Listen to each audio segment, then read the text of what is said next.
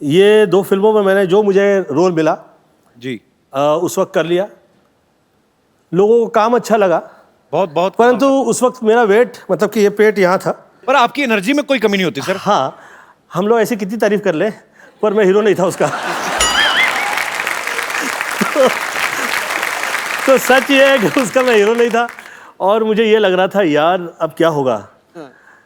Politics से तो मैं निकल आया हूँ, और बहुत हीरो की तरह निकला। हाँ। फिर मैंने सोचा यार यहाँ पे मैं हूं नहीं, वहां का मैं रहा नहीं।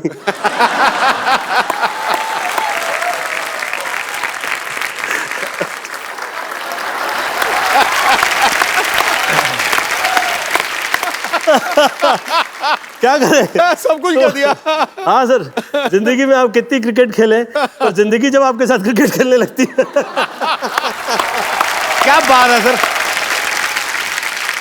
बहरहाल मैं सलमान से कह रहा था, सलमान यार ये पिक्चर तुम लोगों ने, सब लोगों ने शुरू कर दी है, परंतु मुझे ऐसा लग रहा है कि मैं यार इसमें ये रोल कर रहा हूँ, मैं थोड़ा सा, मुझे ऐसा अलग लग रहा है। पार्टनर की बात कर रहे हैं? पार्टनर की बात। ओके। तो सलमान मुझे पूछे, चिचुया मैंने सुना है कि आप जिसके साथ काम करते हैं उसे खा जाते हैं। तो मैं, ये तो सच बात है सर, इसमें कोई शक नहीं है। तो पहले मुझे ये समझाइए कि ऐसा मैं क्या करूं कि मुझे आप पिक्चर में खा नहीं पाए। तो देख, मैं कहा यार मैं तो अभी ना हीरो लगता हूं, और ऐसा पेट बाहर निकला हुआ है कि मेरी तो भले फिल्म लगने वाली है पर मेरी लगी हुई है।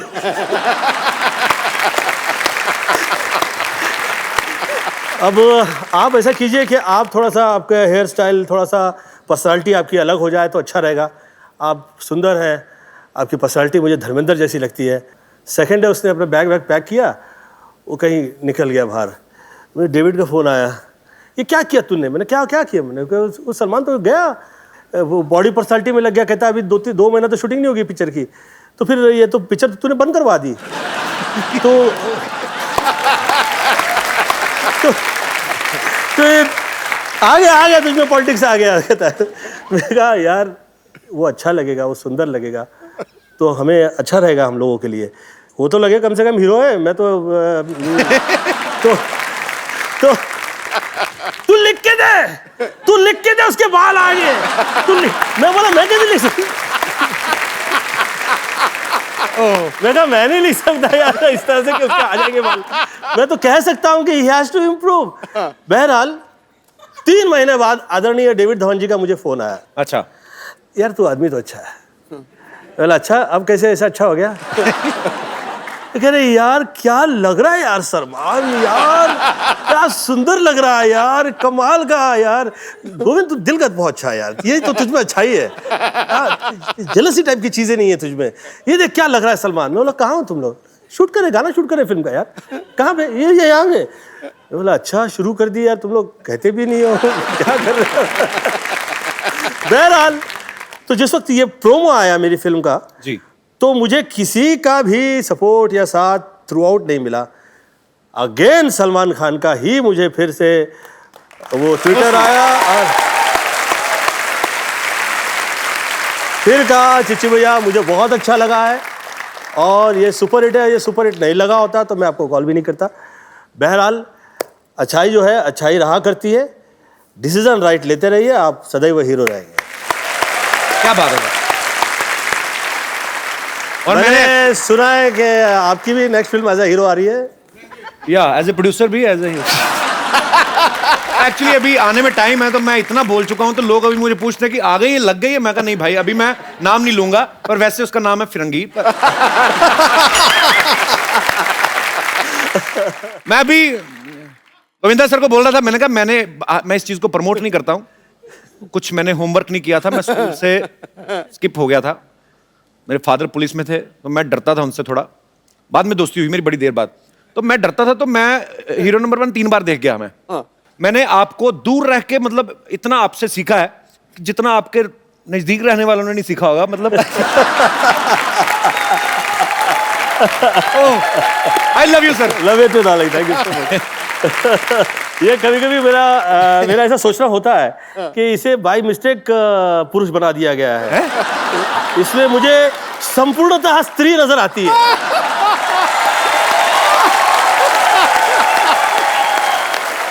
ये कैसे मतलब?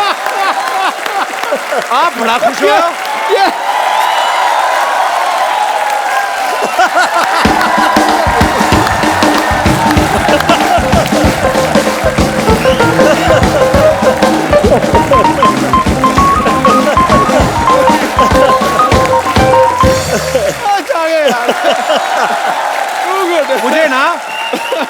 मुझे कभी कभी ऐसे लगता है मैं आपके खिलाफ इलेक्शन में खड़ा हूं। आप इतना, आपको कैसे लगा सर ये बात? लगी मिर्ची लगी। इसका एक जो है कनेक्शन जो है वो जैसे लेडीज लोगों का लगा हुआ होता है। पर इतनी खुशी मैंने आपके चेहरे पे नहीं देखी। इतनी अच्छी अच्छी देशभक्ति की बातें मुझे स्त्री बोल दिया तो खड़ा। सर ये पूरी फिल्म आपने लिखी है ना खुद? हाँ जी।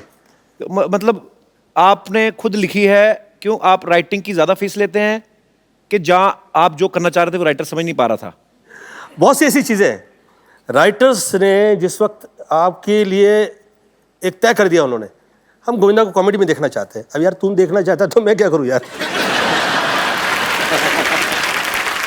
तो आप जो मैं कर रहा हूं आप उसमें साथ दीजिए। अब जो मैं कर रहा हूं आप उसकी फीस लेंगे, फाइन, नो प्रॉब्लम, दीजिए। और फिर आप वो चाह रहे हैं कि जो आप चाह रहे हैं वो मैं करूं, पैसे दे के अपना दिमाग खराब करो। हाँ, अपना दिमाग करवा लूं। तो मैंने तो बोलना मैं चाहता हूं तू लाल रंग की चड्डी पहने। हाँ वही बात होगी ना, मैं चाहता हूं हर आदमी पहने। सर मैं एक बात शेयर करना चाहता हूँ। मेरे पास एक राइटर है, मेरे कहता आपको फिल्म सुनाना चाहता हूँ। 3-4 महीने से मैसेज कर रहे थे, मैंने बुलाया उनको। मैं कहा आइए प्लीज। तो मैंने कहा हाँ जी क्या है? अभी क्या है ना सर कि आप जैसा टीवी पे करते हैं तो आप करते ही हैं, अब उसमें बने रहिए। अभी आपका वो सीरियस रूप आना चाहिए। मैं कहा क्यों? मतलब मैं ये अच्छा नहीं करता? कहते नहीं ये अच्छा करते हैं, आप अलग करो। मैं कहा नहीं मतलब क्यों? मैं कहा आप क्या करते हैं? कहता मैं सर 6 साल मैं पहले फलाना करता रहा, फिर इंजीनियरिंग की मैंने, उसके बाद मैं नेवी में चला गया, उसके बाद छोड़ा। मैं कहा हाउ ओल्ड यू आर? कहता 44। तो मैं कहा मुंबई आए कितनी देर हो गई? कहता 6 महीने। मैं कहा 44 साल के होके अब तुम्हें समझ में आया कि तुमको क्या करना है, और मैं 35 साल का हूं, मुझे सब कुछ पता मैं क्या कर रहा हूं। तू ज्ञान बांट रहा है। तो झट से आया, 2 मिनट में आपको ज्ञान बांट के चला गया। मैंने कहा जो मैंने आपको आइडिया दिया ना इस पे काम करके आना, चलो गोली की तरह निकलो। मैं सर एक बात पूछनी है। मैं मतलब मेरा बचपन में भी मतलब सवाल एक होता ना कि आप किसी को बहुत एडमायर करते हो, तो जब मुलाकात होती है तो फिर आपका दिल करता है वो बातें पूछे जो सवाल। जैसे बच्चन साहब हैं हमारे, लेजेंड हैं, लिविंग लेजेंड हैं हमारी इंडस्ट्री के, हर कोई उनके साथ काम करना चाहता है। आप जब उनके साथ बड़े मियाँ छोटे मियाँ कर रहे थे, आप इतने कंफर्टेबल कैसे थे? मतलब बड़े मियाँ छोटे मियाँ जिस वक्त कर रहे थे जी, उस वक्त लोगों के लिए मैं सुपरस्टार था। परंतु 1993 से या 94 से मेरे परिवार में डेथ की लाइन लग गई थी, और इतने दुख झेले थे मैंने कि जिस वक्त बड़े मियाँ छोटे मियाँ कर रहे थे और आदरणीय अमिताभ बच्चन जी मेरे यहाँ आए तो मैं हाथ जोड़ के खड़ा हो गया। मैं कहा आप सर इतने बड़े लीजेंड हैं, हम लोग आपके सामने खड़े रहते हैं तो हम लोग को ऐसा हाथ जोड़ के खड़े हो जाते हैं। मेरी इस वक्त फिजिकल वो हालत नहीं है कि मैं ये पिक्चरें बहुत ज़्यादा कर पाऊँ। तो कहे कि गोविंद मैं चाह रहा हूँ कि तुम ये पिक्चर करो। मैं कहा सर लेकिन मैं बहुत बदनाम हूँ कि मैं टाइम पे भी नहीं आता हूँ, और ये इसके लिए और बहुत सारे लोग मुझे और मेरा इसका फ़ायदा उठाते हैं कि मैं ये जो पत्रिकाएं वगैरह हैं, जो प्रेस है, इसे मैं कंट्रोल नहीं करता हूँ। तो मेरा बदनामी ना हो, कृपया आप मैं आपके हाथ जोड़ के विनती करता हूँ। और उस तरफ आप नहीं देखें तो मैं I would like to work with you, और मैं आपसे डिस्कस भी नहीं करूँगा। तो उस फिल्म का मैं सब्जेक्ट भी नहीं सुना, उस फिल्म के अंदर क्या क्या कास्टिंग थी वो भी मुझे नहीं पता। उस फिल्म में जिस वक्त सीन लिख दिए जाते थे मैं सेट पे आया करता था, मुझे पता लगता था ये सेट पे ये सीन है। मुझे आप रावण में जिस वक्त मैं छोटा सा रोल कर लिया तो मेरी पत्नी ने मुझसे कहा कि आपके लिए ये कहा जाता है कि आप जिसके साथ काम करते हैं उसके साथ उसे खा जाते हैं और आपके दिल में बहुत ऐसे पाप रहता है। तो मैं कहा यार ऐसा काम करो जिसमें मुझे सब्जेक्ट भी नहीं सुनूंगा, जो रोल दे दो मुझे, मैं काम कर लेता हूँ ना फाइन। तो मुझे कहा अच्छा उस पिक्चर में कपिल जी, मैं सुबह 4 बजे पहुंचा करता था। अच्छा, मेरी कभी तारीफ नहीं हुई।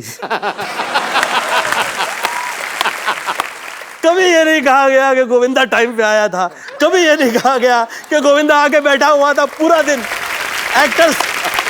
एक्टर्स सेट पे काम किए जा रहे हैं। मैं कह रहा यार आज शूटिंग है कि नहीं है? मैं सुबह से आया हूँ। अच्छा मुझे 4 बजे बुलवाया गया। फिर सोचा यार मैं इसको 4 बजे बहुत टाइम कहूँगा तो शायद ये एक टाइम तो लिख देगा ना, कहीं किसी पेपर में तो कहीं आ जाएगा। तो भाई साहब अच्छाई की कदर नहीं है। Take a right decision, be a hero. हम लोग से तो कई गुना मुझे लगता है कि शाहरुख बहुत समझदार रहा है। ही टेक्स अ राइट डिसीजन। सबसे पहले उन्होंने प्यार अपने आप से किया एक्चुअली, और बहुत ही पढ़ा लिखा है उसकी एज के लिए। मुझे लगता है कि हम जितने जो एक्टर्स हैं उसमें उसकी एज के लिए बहुत छोटी सी एज में उसे वो सब समझ में आया जो हम लोगों को Actually. तो मेरी मॉम कहा करती थी एक ज़माने में कि जिसका कोई नहीं उसका तो खुदा है यारो। तो जो बहुत से ऐसे बच्चे जिसे खुदा गोद लिया करता है वो बहुत कमाल होते हैं, बहुत कामयाब होते हैं, बहुत अच्छे होते हैं। तो आप आदरणीय अमिताभ बच्चन जी का सवाल पूछ रहे थे। सॉरी मैंने बहुत खींच लिया। सर अब मजा आ रहा है आपकी बातें सुन के। तो बच्चन साहब की बात हो रही थी ना, वो भी तो देखो, कितने लंबे हैं। सर। तो बात तो खींचनी बनती है। I will love you Bachchan साहब।